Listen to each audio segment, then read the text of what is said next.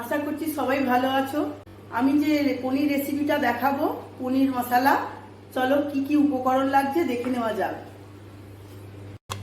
পনির আমি এখানে 250 গ্রাম নিয়ে নিয়েছি আর ছোট ছোট করে কেটে নিয়েছি, পারলে তোমরা বড় করেও কাটতে পারো। আর আমি এটা লোকাল পনির নিয়েছি। আর নিয়েছি টমেটো বাটা, আদা রসুন বাটা, পেঁয়াজ ছোট ছোট করে কুচিয়ে নিয়েছি, লাগছে ধনে পাতা, আর লাগছে নুন, আর ফ্রেশ ক্রিম লাগছে।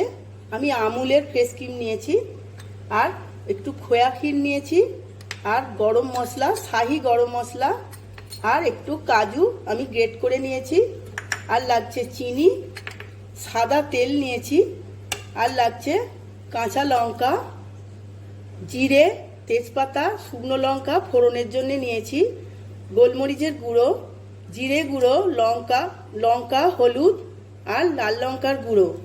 চলো রেসিপিটা শুরু করি। গ্যাস আমি জ্বালিয়ে নিয়েছি, কড়াইতে আমি তেল দিয়ে দেব।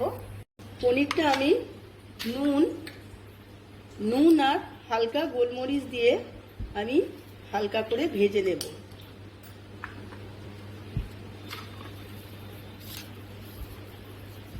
এবার আমি কড়াই পনিরগুলো দিয়ে দিলাম।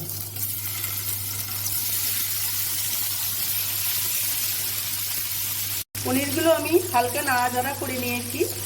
এবার এগুলোকে তুলে আমি ঈষৎ উষ্ণ গরম জলে আমি এটা পনিরগুলো দিয়ে দেব, তাহলে পনিরগুলো একটু সফট হবে।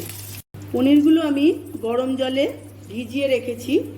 কড়াইতে আমি 4 টেবিল চামচ তেল অ্যাড করছি। তেল গরম হয়ে গেছে, আমি এবার ফোড়নটা দিয়ে দিচ্ছি।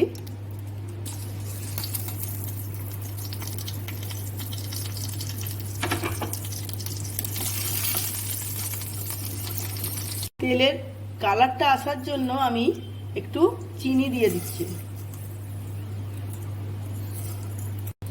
চিনিটা আমি তেলের সঙ্গে ভালো করে নেড়ে নিচ্ছি। একটু লাল লাল হয়ে গেলে আমি পেঁয়াজটা দিয়ে দেব। চিনিটা আমি একটু বেশিক্ষণ নেড়ে নিচ্ছি, কেননা খাবারের কালারটা খুব সুন্দর আসবে বলে। পেঁয়াজটা আমি এবার দিয়ে দিচ্ছি। পেঁয়াজটা আমি ব্রাউন করে ভেজে নেব। পেঁয়াজটা আমার হয়েই এসেছে। এবার আমি আদা রসুনটা দিয়ে দেব। আমি এতে 2 চামচ আদা বাটা দিয়ে দেবো, রসুন আদা বাটা। ভালো করে আদা পেঁয়াজটা ভাজা হয়ে গেছে। এবার আমি টমেটোটা দিয়ে দেব। এতে 2টো টমেটো বাটা রয়েছে। মোটামুটি তেল ছেড়ে এসেছে, আমি এতে একটু নুন দিয়ে দেব পরিমাণ মতো,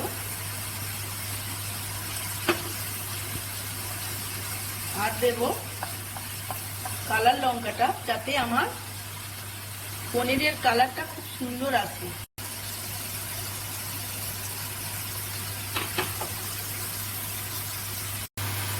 এবার আমি একে একে হলুদ গুঁড়ো, লঙ্কা গুঁড়ো, জিরে গুঁড়ো আর মরিচ গুঁড়ো দিয়ে দেব। আমি এটা ভালো করে কষিয়ে নিয়ে অল্প পরিমাণে জল দেব, যাতে তলায় লেগে না যায়।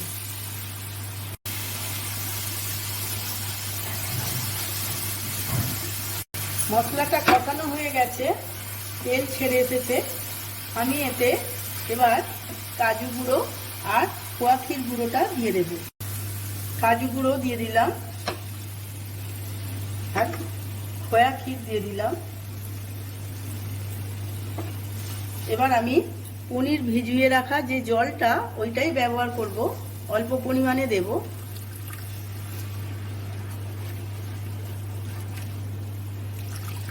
মশলাটা ভালো করে কষানো হয়ে গেছে, তেল ছেড়ে এসেছে। এবার আমি পনিরগুলো দিয়ে দেব।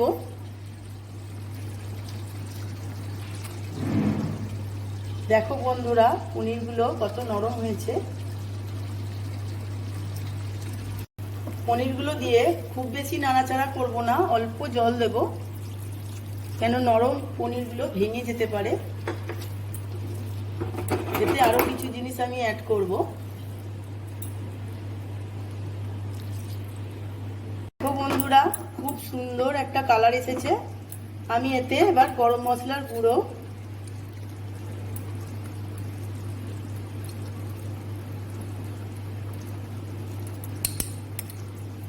আর কিছুটা ফ্রেশ ক্রিম দিয়ে দেব, আর কিছুটা ধনে পাতা। এইভাবে নাড়াচাড়া করে 5 মিনিট মতো আমি একে হতে দেবো। পনির মশলা একদম রেডি। আমি এবার এটাকে একটা পাত্রে সার্ভ করব। পনির মশলা আমার রেডি। তোমরা সবাই বানিয়ে আমাকে কমেন্ট বক্সে কমেন্ট করো। তাহলে বন্ধুরা, আমার রেসিপিটা কেমন লাগলো আমার কমেন্ট বক্সে জানাতে ভুলো না। আর আমার চ্যানেলটিকে সাবস্ক্রাইব করবে, আর যদি ভালো লেগে থাকে প্রচুর প্রচুর শেয়ার করবে আর লাইক করবে। তাহলে আসি, নমস্কার, টাটা।